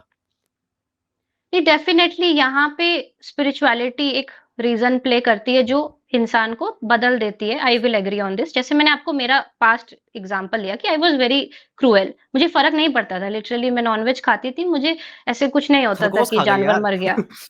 हाँ। खरगोश खा गए आप। क्या दैट्स बात! ट्रू। अरे इतना वो प्यारा मिल जानवर है रहा यार वो। था। यार वो इतना प्यारा जानवर है। नहीं, ओह अब माय गॉड! ऐसे रेगुलरली नहीं खाती थी, लेकिन अब सर्व कर लिया, बारबेक्यू नेशन ऑफिस पार्टी चल रही तो आप टेस्ट कर लेते हो, उस टाइप से हुआ था। I agree. हुँ, लेकिन क्या होता हुँ, है कि हुँ। स्पिरिचुअलिटी जब आपको समझ आने लगती है, तो आपने जो ये राइट वाली बात कही, ये भी आपको समझ आने लगती है, आप एनिमल इंस्टिंक्ट से कहीं न कहीं दूर चले जाते हो, और ये एक मेजर चेंज ला देता है स्पिरिचुअलिटी आपके अंदर, कि आप एक जानवर टाइप के थे कि फुल एनिमल इंस्टिंक्ट्स, और आप में सडनली एक डेवलप हो जाता है कि नहीं यार, इसको भी हक है जीने का। एक आप फील करने लगते हो समथिंग जो कि बस इंसानों में हो सकता है, जानवरों में नहीं। जानवर किसी पे देख के दया नहीं कर सकते। हम इंसान जो हैं, हमें इंसान इंसान यही अलग है ना जानवरों से, वरना तो सब जानवर ही होते हैं। इंसानों में और जानवरों में फ़र्क यही है कि इंसान समझ सकता है कि यार मेरे पास चॉइस थी, लेकिन मैंने नहीं ली। तो ये जो चॉइस वाली चीज़ है, ये जानवरों में नहीं है। उनके पास कोई चॉइस नहीं है। उनका बॉडी उनको जैसे नचाता है, उनके एनिमल इंस्टिंक्ट्स जैसे उसको नचाते हैं, वो नाच लेते हैं। चाहे वो सेक्सुअली हो या फूड में हो, शिकार करने में हो। लेकिन नहीं, इंसानों के पास एक चीज़ है कि वो समझ सकते हैं, जो जानवरों में नहीं है, जो बस इंसानों में है, जो इवोल्यूशन की वजह से हम में विकसित हुई है।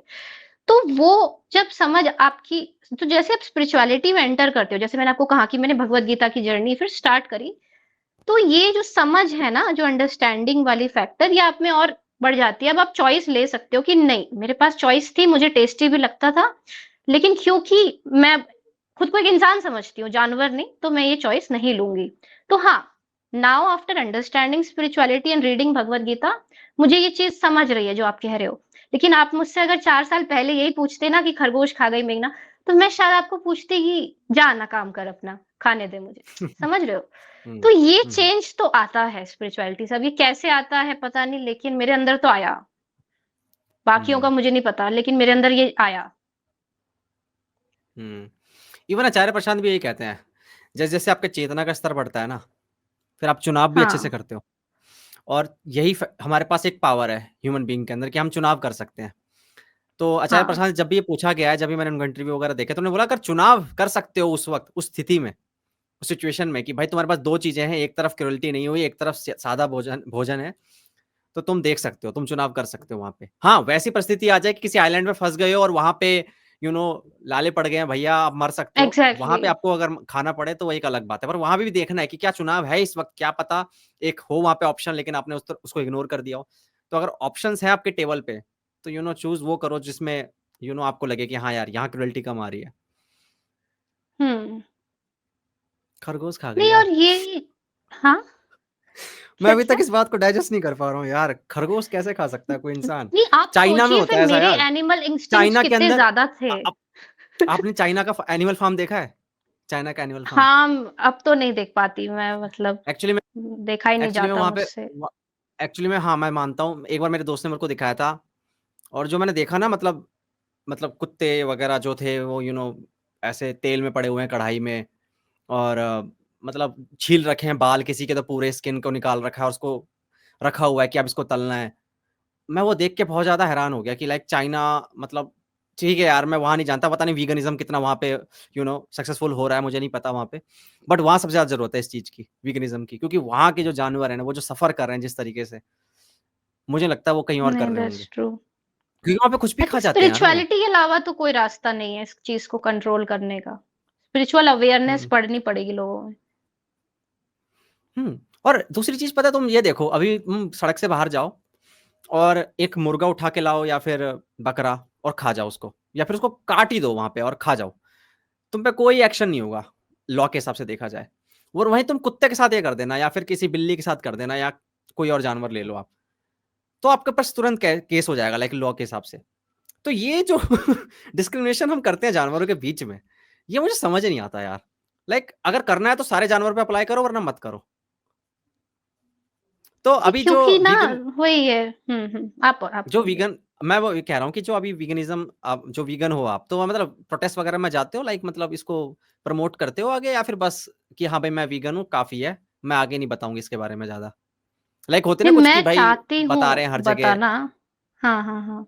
तो मैं चाहती हूँ बताना, लेकिन अभी मेरी फैमिली के साथ ही इतना इंटरनल फाइट चलता है कि मम्मी नाराज हो गई, क्योंकि अच्छा। मैंने कहा बंगाली फैमिली है।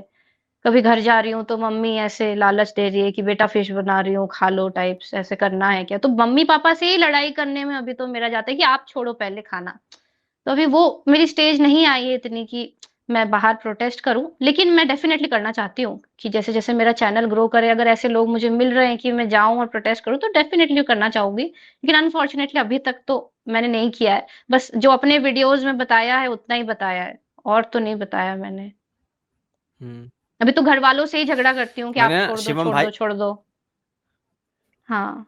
हुँ, मैं झगड़े का ही बता रहा हूँ कि शिवम भाई के साथ मैंने पॉडकास्ट किया था, वॉइस ऑफ वीगन करके चैनल है उनका नाम। जानते हो शिवम को?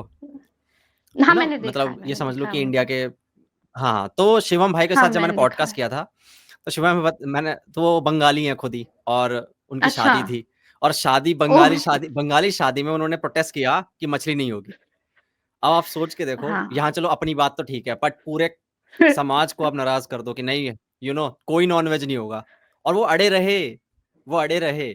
तो उन्होंने एग्ज़ाम्पल सेट किया कि भाई देखो, अगर रियली? चाहे तुम्हारा फैमिली बैकग्राउंड कैसा भी हो, हाँ, अड़े रहे और उन्होंने की भी शादी, और मतलब वहाँ पे नॉन-वेज नहीं आया। तो यार ये देखो ना, वाह उनकी यार। कम्युनिकेशन स्किल एक तो अच्छी थी, कम्युनिकेशन स्किल बहुत अच्छी थी कि उन्होंने माँ-बाप को समझा लिया पूरे उसको, और वो भी बंगाली समाज को, जहाँ पे मछली दाल-भात की तरह बाप रे! होता है, बहुत मतलब दाल मुश्किल है, होती मैं है समझ मछली तो। सकती हूँ। हाँ, हाँ, पॉसिबल ही नहीं है और वो भी समझाना शादी उनको। जैसे, वो भी नॉर्मल खाने में नहीं, शादी में, जो मतलब एक ही बार माय होगी शायद। गॉड! बहुत बड़ा काम है।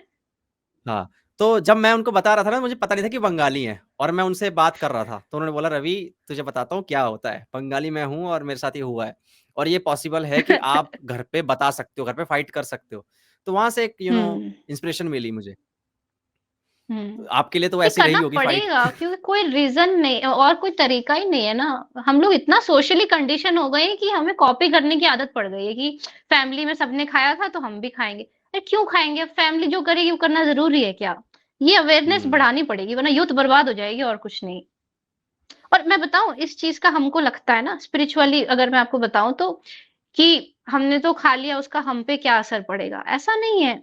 एक बार आपने जान लिया ना ये चीज़ कि अच्छा ऐसे क्रुएल्टी होती है, तो आप हर बार जब खाओगे तो एक गिल्ट रहेगा आप में, और वो गिल्ट धीरे-धीरे डेवलप हो जाएगा, आप क्यों एंग्ज़ायटी में हो आपको पता ही नहीं चलेगा। तो आप जब छोड़ हुँ, देते हो खाना ना, तो आप एक गिल्ट फ्री भी हो जाते हो, तो आपके एंग्ज़ायटी लेवल्स भी नॉर्मल होते हैं। तो फ़ायदा भी होता है, ऐसा नहीं है कि नुकसान ही होता है नॉन-वेज छोड़ के। आप काम हो जाते हो थोड़े और रिसेप्टिव हो जाते हो दूसरों की बातें सुनने में, एक एग्रेशन ऐसे नहीं रहता एनिमल इंस्टिंक्ट्स वाला कि नहीं अपनी ही सुनूँगा, तो फ़ायदा भी होता है। हुँ। मतलब वही तो अभी कह रही जो थी। न्यूट्रिशन वगैरह है, उसको कैसे मेंटेन रखते हो? लाइक सप्लीमेंट्स वगैरह ले रहे हो अभी? विटामिन बी12 हो गई, और बहुत नहीं, सारी ओमेगा 3 हो गई, तो नहीं डेफिशिएंसी हो मुझे जाएगी यार लेने ये। में पता ही नहीं है, मैं तो ये मतलब जो वीगन कर्ड और वीगन ये सब मिल जाता है, वही खा लेती हूँ। अभी कुछ एक्स्ट्रा तो लेना स्टार्ट नहीं किया, लेकिन ये सब पता करना पड़ेगा। ओके, ये एडवाइस चाहिए ना, आइडिया मैं नहीं है बात करा मुझे। दूँगा। इंडिया के सबसे जो हाँ, बेस्ट वीगन है, सुरेश व्यास, जिनका चैनल है बहुत बड़ा, ओके। वीगनिज़्म पे हाँ, बनाते हैं, उनके साथ पॉडकास्ट किया था मैंने। अच्छा हाँ। मैं फ़ैन हूँ उनकी, सुरेश व्यास ना, मुझे पता है, मैंने उनके वीडियो देखे हैं। अभी उन्होंने रिसेंट हुँ, बनाया था बॉलीवुड वालों के ऊपर, बहुत अच्छे हुँ। वीडियोज़ बनाते हैं वो तो। तो मैं सुरेश को बोल दूँगा कि आपको टिप्स वगैरह दे दे, कोई दिक्कत नहीं है, आप ले लेना, उनसे बात कर लेना, कोई दिक्कत नहीं है, ठीक है? क्योंकि मैं हाँ, बताता हूँ क्यों मैं ठीक ऐसा है। कह रहा हूँ मेघना, क्योंकि अभी मैंने ना पिछले संडे या 1 हफ्ते पहले ना एक न्यूट्रिशनिस्ट से, डायटीशियन बोलूँगा, न्यूट्रिशनिस्ट नहीं, डायटीशियन से बात करी थी। जब मैं इस बारे में बात कर रहा था उनसे, तो वो कह रहे थे, "रवि, अगर विटामिन बी12 की कमी हो जाए ना, तो जो डैमेज होगा, वो इरिवर्सिबल होता है। आप उसको ठीक नहीं कर ओह! सकते, वो ओके। न्यूरॉन डैमेज हो जाते हैं।" और इंडिया में ये ओह! वीगन की बात नहीं है, इंडिया में डेफिशिएंसी है। 70% लोगों को डेफिशिएंसी मिलेगी विटामिन बी12 की, और लोग जब वीगन डाइट पे आते हैं, तो चांसेस और बढ़ जाते हैं। तो उस मामले में विटामिन बी12 की जो गोलियाँ होती हैं, सप्लीमेंट्स होती हैं, वो लेनी पड़ेंगी। तो ओमेगा ओह! 3 की ओके। बात कर रहे थे वो। ओमेगा 3 के बारे में भी उन्होंने बताया, पता नहीं यार क्या, मैं भूल रहा हूँ उस वक़्त, पर उन्होंने बोला उसकी भी ज़रूरत पड़ती है। तो बहुत सारे ऐसे न्यूट्रिशन है, आपको ध्यान रखना पड़ेगा यार, क्योंकि लॉन्ग टर्म में अभी देखो वीगन जो है ना, नया कॉन्सेप्ट है बहुत, ठीक है? अभी पता नहीं है कि ये किस तरीके से लॉन्ग टर्म में, क्योंकि देखो अच्छी बात है, मैं ये नहीं कह रहा हूँ कि मैं इसके खिलाफ हूँ, पर न्यूट्रिशनली अगर हम देखा जाए, उस एंगल से हम देखें, तो आपको कितना ध्यान रखना पड़ेगा अपनी डाइट का, कितनी सारी चीज़ें सप्लीमेंट्स वगैरह लेने पड़ेंगे, उस पे ध्यान देना पड़ेगा आपको। और ये आप नहीं कर रहे हो यार, ये अजीब लगा मुझे सुन के। क्या-क्या? ये आप नहीं कर सुनाइए रहे नहीं हो। फिर। मैं कह रहा हूँ ये नहीं आप नहीं कर रहे एक्चुअली हो, लाइक मतलब मैं सप्लीमेंट। हाँ, मतलब मैंने मतलब जितना सुना था, मतलब मैंने जिन लोगों को देखा था, तो उनसे मुझे यही पता चला था कि आप जैसे हर चीज़ का बैलेंस रखो ना डाइट में, तो कोई कमी ऐसे होती नहीं है कि जैसे आपने लेग्यूम्स भी खा लिए, अलग-अलग ग्रेन्स रख लिए, और क्योंकि मिल ही जाता है वीगन कर्ड और वीगन घी ये सब, तो मुझे ऐसे पता नहीं था कि बी12 वाली चीज़ है। तो वो मैं अब तक करती थी कि डिफरेंट-डिफरेंट चीज़ें खाऊँ, और ये जो भी वीगन प्रोडक्ट्स मिल रहे हैं, मिल्क वाले भी जो होते हैं, ओट मिल्क वगैरह, ये सब खाती थी। लेकिन ये बी12 वाली चीज़ आई एग्री कि हाँ, ये मुझे नहीं पता था, ये डाइट में होना चाहिए। मतलब ये कमी हो हुँ। सकती है वीगन्स नहीं, ये को, मैंने सबको सुना होनी है चाहिए। कि मैं हाँ, वीगन बी12 की ज़रूरी है। ये वीगन की बात भी नहीं है, ये तो मुझे लगता है नॉन-वेज जो खाते हैं उनको भी मिल जाएगी कहीं हद तक, मैं अगर देखा जाए तो। क्योंकि कितना एब्ज़ॉर्ब हो रहा है कुछ नहीं पता, कितने अमाउंट में चाहिए। क्योंकि सुरेश व्यास वाला पॉडकास्ट आप देख रहे हैं, आपको समझ में आ जाएगा कि कितना हमारे जो अंडे में होता है, दूध में होता है विटामिन बी12, और उस हिसाब से हमारी हुँ। डाइट में जो हम लोग ले भी रहे हैं डाइट, उससे पूर्ति नहीं हो पा रही है उसकी। तो उन्होंने पूरा डाटा दिखाया था, यू नो। ओह! ओके, तब नाइस। हाँ, तो जितने भी नए वीगन बन रहे हैं ना, तो उनको थोड़ी दिक्कत आ सकती है। तो उनको ना बिल्कुल यार, देश के युवा हैं ये लोग, और अगर उनको डेफ़िशिएंसी आएगी, कोई ब्रेन प्रॉब्लम हो गई, कुछ हो गया, तो दिक्कत आ सकती है। तो वो नहीं होना चाहिए। तो इस बारे में मैं यही सोचता हूँ कि अगर कोई वीगन आता है मेरे चैनल पे, तो मैं उनसे ज़रूर सवाल पूछता हूँ कि आप कैसे अपने डाइट का ध्यान रख रहे हैं? चलो, आप ध्यान रखना, नहीं, कोई दिक्कत नहीं अच्छा, है, इसके लिए अच्छा, तो कोई अच्छा। प्रॉब्लम नहीं है। हुँ, हाँ। तो नहीं, आई थिंक ये अवेयरनेस तो होनी चाहिए न्यूट्रिशन की वीगन्स को, आई एग्री। हुँ। तो कुछ बुक रिकमेंड रिकमेंड कर सकते हो ऑडियंस वगैरह के लिए? अच्छी बुक्स कोई 2-3 जो पढ़नी चाहिए? उम, स्पिरिचुअल के ऊपर, फिलॉसफी हाँ, के ऊपर, किसी के ऊपर भी? एक तो अवेकनिंग ऑफ इंटेलिजेंस है जिदू कृष्णमूर्ति की, वो मुझे बहुत अच्छी लगती है। उन्हीं की ये भी है, truth is a pathless land, वो जो है, वो हुँ, भी अच्छी है उनकी। और आचार्य प्रशांत की कर्मा पढ़ सकते हैं।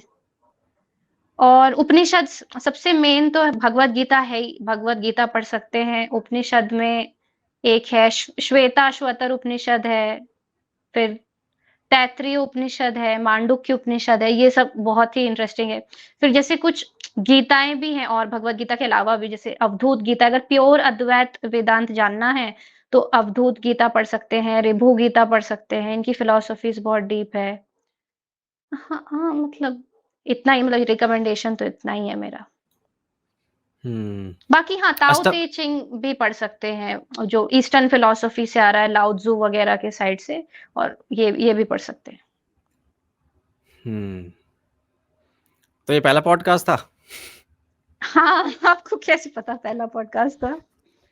नहीं, मुझे आइडिया लग जाता है जब आप कैमरा एंगल सेट कर रहे थे तो। हाँ, पिछले मेरा 7-8 महीने पहला से कर रहा हूँ ना, आइडिया पॉडकास्ट लग था गया है। ये। हाँ, हाँ, तो मैंने कैसा रहा? देखा आपने काफ़ी सारे पॉडकास्ट किए हैं, आपको तो काफ़ी एक्सपीरियंस हो गया होगा। उम, मुझे मैं बताऊँ कैसा लगा, मुझे स्टार्टिंग में ऐसे था कि बोल लूँगी मैं, लेकिन जब आपने स्टार्ट किया क्वेश्चन पूछना, तो मुझे समझा कि नहीं, ये सामने वाला जो है ये अच्छा एक्सपीरियंस्ड पर्सन है, काफ़ी लोगों से पूछ चुका है ये। तो स्टार्टिंग में थोड़ा नर्वस हो रही थी मैं, लेकिन फिर धीरे-धीरे मज़ा आया मुझे। आपने काफ़ी अच्छे से बात की, तो मुझे भी काफ़ी, मैं खुली, और मतलब रियल अ, सेल्फ ऐसे निकल के आ पाया, वही ठीक है। तो अच्छा लगा। हुँ। नहीं, ये ऑनलाइन अभी कर रहा हूँ, फ्यूचर में कभी पॉसिबल हो पाया तो ऑनलाइन जब सेटअप कर लूँगा पूरा स्टूडियो, तो डेफ़िनिटली टिकट का पैसा दे दूँगा ताकि आ सको आप और ऑफ़लाइन बात हो सके। नहीं, तब तक तो आपका चैनल भी बड़ा हो जाएगा। आप जिस स्पीड से गेस्ट्स को बुला रहे हैं, तो ऑब्वियसली मैं क्यों नहीं आऊँगी? आप तो बड़े पॉडकास्टर बन जाएँगे। मैं फुल टाइम कर रहा हूँ ये तो, जैसे आप अभी बेरोज़गार हो वैसे मैं भी बेरोज़गार हूँ अभी, मुझे भी यही करना पड़ रहा हाँ, है। हाँ, हाँ, आप भी जैसे आपके भगवत पास गीता हेयर पढ़िए, वाली आपके लिए वीडियोज़ हैं। हेल्पफुल होगी। हाँ। हाँ, मैं बता रहा हूँ वैसे कि हेयर वाली वीडियो से तो आप रेवेन्यू कमा रहे हो, मेरे पास तो नहीं है ऐसा कुछ। मेरे तो बाल खुद झड़ रहे हैं, टकला तो मैं खुद हो रहा हूँ। तो तो हाँ, ये तो है मुझे तो यूट्यूब की दिक्कत। तो बस वही है, थोड़ा देखना पड़ रहा है। हाँ, भगवत गीता के ऊपर कुछ कह रहे थे आप? नहीं, मैं आपने कहा ना कि बेरोज़गार है, समझ नहीं आता क्या करना है आगे, तो मैंने कहा तो आप भी भगवत गीता पढ़िए, हिम्मत आएगी थोड़ी। हाँ, हाँ। अच्छा लगता रहा ऐसे, हाँ, हाँ, मोटिवेशनल टाइप बिल्कुल। हो जाता है। बिल्क बिल्कुल, बिल्कुल। नहीं, भगवत गीता मेरी फ़ेवरेट किताब है। आज भी कोई मुझसे पूछता है, क्योंकि किताबें तो मेरे पास बहुत है, मैं दिखा अभी लगा ही नहीं है पीछे लाइब्रेरी। बट जब भी मुझसे कोई पूछता है तो मैं भगवत गीता फ़ेवरेट किताब बताता हूँ। हालाँकि अगर आप मुझसे ये बोलोगे ना तो कि मैं क्या हूँ, लाइक थीस्ट हूँ या एथिस्ट हूँ, तो मैं एग्नोस्टिक बोलता हूँ खुद को। नहीं, ये हाँ, एक्चुअली ये मैं अभी ही आस्तिकता के बारे में थोड़ा-सा कल-परसों देख रही थी कुछ कॉन्सेप्ट्स, तो उसमें एक लाइन मैंने पढ़ी थी कि the art of atheism when atheism comes to its brim then that is real dharma, है ना? तो आपने जो एग्नोस्टिक वाली डेफिनिशन दी वो मुझे वही से मतलब वो चीज़ लिंक हुई कि जब आपको ये भी पता चल जाता है कि यार एथिस्ट तो मैं हूँ, कुछ भी नहीं है, लेकिन तो फिर क्या है? अब मैं इस जर्नी को जानना चाहता हूँ। तो ये थोड़ी-सी मुझे लगी आप एग्नोस्टिक जो बोल रहे हो। तो that is a very good thing, मतलब दैट इज़ धर्म। तो आपकी वो बात ऐसे अलाइन हो गई तो अच्छा है, मुझे अच्छा लगा एग्नोस्टिक। हुँ, हुँ। पहले मैं एथिस्ट था। मतलब आज से 7-8 महीने हाँ, पहले आप पॉडकास्ट देखें तो मैं एथिस्ट को लेके आ रहा था। लेकिन फिर भार्गव भाई हाँ। बदल गए, भार्गव भाई ने बदल दिया पूरी तरीके से। भार्गव भाई जिनकी बता रहा था, जो यूनिवर्सिटी ऑफ कैलिफोर्निया में पीएचडी कर रहे हैं, ओह! ओके, वो ओके। मेरे मेंटर ही बन गए। तो वो मुझे किताबें भेजने हुँ, लग गए, और जितना मुझे लगता है कि ये कहना नहीं चाहिए, पर अभी तक जितने भी मैं दुनिया में लोगों से मिला हूँ ना, मुझे सबसे बेस्ट वो लगे, लाइक मतलब जितना उनके अंदर ओपननेस है, लाइक वो अगर मैं उनको रात के 12 बजे भी कॉल कर दूँ ना, जैसे यूएस का टाइम तो मिलता नहीं है वैसे यहाँ पे, बट जब मैं उन्हें कभी भी कॉल कर दूँ, वो कॉल उठा के बोलते हैं, हाँ, क्या पूछना है बता। लाइक बुद्धिज़्म पे बात करने लग गए, तो 1 घंटा बुद्धिज़्म के बारे में बता रहे हैं, साइंस के बारे में बता रहे हैं, इंडियन एस्ट्रोनॉमी के बारे में बता रहे हैं, लाइक कोई भी सब्जेक्ट उठा लो और वो बताने लग जाते हैं। मतलब दिल खोल के, वो ये नहीं देखते यार मेरा टाइम वेस्ट हो रहा है या फिर मैं इसको क्यों बताऊँ, और वो सारी यूनिवर्सिटी की जो बेस्ट से बेस्ट बुक्स हैं, जो मतलब वहाँ की हाँ, एकेडमिया के ओह! लिए है, वो मुझे भेज देते हैं। वो मुझे भेज देते हैं पीडीएफ में कि पढ़ तू, और मैं फिर पूछूँगा, फिर डिस्कस करेंगे इसको। तो ये फ़ायदा हो रहा है मुझे, रियल वेल्थ ये है मेरी पॉडकास्ट की। अभी रेवेन्यू इतना नहीं मिल रहा, बट ये मैंने कमाया है अभी तक कि जितने भी लोग मिले हैं, कमाल-कमाल के लोग मिले हैं, और अपनी-अपनी फ़ील्ड के, और फिर उनसे जुड़ जाता हूँ मैं। अभी जैसे पॉडकास्ट कर लिया, व्हाट्सएप पे पूछ लिया कि ओके यार, इस बारे में आप क्या सोचते हो? लाइक इस थ्योरी के बारे में क्या सोचते हो आप? फिर ज्ञान बढ़ता है ऐसे। फिर क्यूरियोसिटी आती है, फिर पूछता हूँ मैं, हाँ भाई, मेघना से पूछूँगा ये बात कि यार वो क्या सोचती है इस हुँ, बारे में? नहीं एग्ज़ैक्टली ये काफ़ी आपको अच्छी अपॉर्च्युनिटी मिली है पॉडकास्ट के थ्रू कि आप ये लर्न कर सकते हो इतने सारे लोगों से, सबको नहीं मिलती। It's hmm, very hmm. Fortunate, मैं गुड। फ्री स स्कूल है मेरा। हाँ, तो बस मैं चाहता हूँ कि जो मैं सीख रहा हूँ ना, बस वो शेयर होता रहे लोगों स के पास। क्योंकि पॉडकास्ट की हालत आप जानते हो बहुत बुरी है। मतलब पॉडकास्ट है अच्छे, ऐसा नहीं कह रहा हूँ, बट जो मीनिंगफुल कन्वर्सेशन है, जिससे वैल्यू ऐड हो किसी की ज़िंदगी में, वो कम है बहुत। लाइक भूत-प्रेत की कहानी, ट्रू वाले नहीं एस्ट्रोलॉजी है, है। जैसे कि हमने बात भी की थी स्टार्टिंग में कि बहुत सारी इर्रेशनल बातें होती हैं, लाइक मतलब एस्ट्रोलॉजी की आ गई, सूडो साइंस आ गया, बहुत सारा ये सब चीज़ें ना मैं बिलीव नहीं करता, और ये सब चीज़ें बातें करने से कोई फ़ायदा भी नहीं है यार। जो एक्चुअल स्पिरिचुअलिटी है, जो एक्चुअल फिलॉसफी है, जो एक्चुअल रिलीजन है ना, वो आना चाहिए समझ में लोगों को। भगवत गीता मुझे लगता है वैसी किताब है जिसके बारे में लोगों को पता होना चाहिए। ना अष्टवक्र गीता हो एग्ज़ैक्टली। गई, ओशो की फिलॉसफी हाँ, हो हाँ, गई, हाँ। जेके मूर्ति की फिलॉसफी हो गई, इनको लेके आना है मुझे। हाँ, हाँ, अष्टावक्र गीता भी मैं रिकमेंड करना चाहूँगी सबको पढ़ने के लिए, वो भी बहुत अच्छी है, वो भूल गई थी मैं। या अष्टावक्र गीता तो भी अमेज़िंग है। फ्यूचर में एक पॉडकास्ट और करेंगे, जब आप कहोगे, अष्टवक्र गीता पे ही करेंगे, हाँ, कोई दिक्कत नहीं है, तब तक मैं भी पढ़ लेता हूँ हाँ, क्योंकि मैंने पढ़ी बिल्कुल। नहीं अभी तक वो। वो ठीक तो है? मतलब तो यहाँ पे है उसका लेवल, अगर भगवत गीता भी यहाँ है ना, अष्टावक्र गीता उसके भी ऊपर है, आप ये भी कह सकते हो, बहुत ही सही है। हुँ, हुँ, तो उसके बारे में डिस्कशन करेंगे। तो चलो चलते हैं, थैंक यू सो मच आने के लिए, हाँ, और मुझे मज़ा आया बात करके, और हाँ, मुझे भी काफ़ी मज़ा आया। मेरा तो दिख पहला रहा है वो तो। पॉडकास्ट था, तो मुझे बहुत मज़ा आया। हाँ। या हाँ, नहीं, मुझे समझ में आ गया था, मैंने कंटेंट देख रहा था, मैं काफ़ी समय से ऑब्ज़र्व कर रहा था आपको कि हाँ, अच्छा कंटेंट बना रहे हो, बना रहे हो, बना रहे हो, बना रहे हो। ऐसा नहीं होता कि मैं एकदम से रीच आउट करता हूँ। मैं 1-2 महीना ओके। देखता हूँ इस इंसान को कि यार ओके, ओके, कुछ अच्छा आ रहा है, मज़ा आ रहा है बात सुनने में, या तो ऑब्ज़र्व करता हूँ और उसके बाद हाँ यार, इनको अब रीच आउट करना चाहिए। तो बस ऐसे करता हूँ रीच आउट मैं। तो तो कुछ कंटेंट देख के ही आया था, तभी मैंने आपको रीच आउट किया। So thank you so much आने के लिए, वक़्त देने के लिए। Thanks a lot for calling me, I yeah really enjoyed.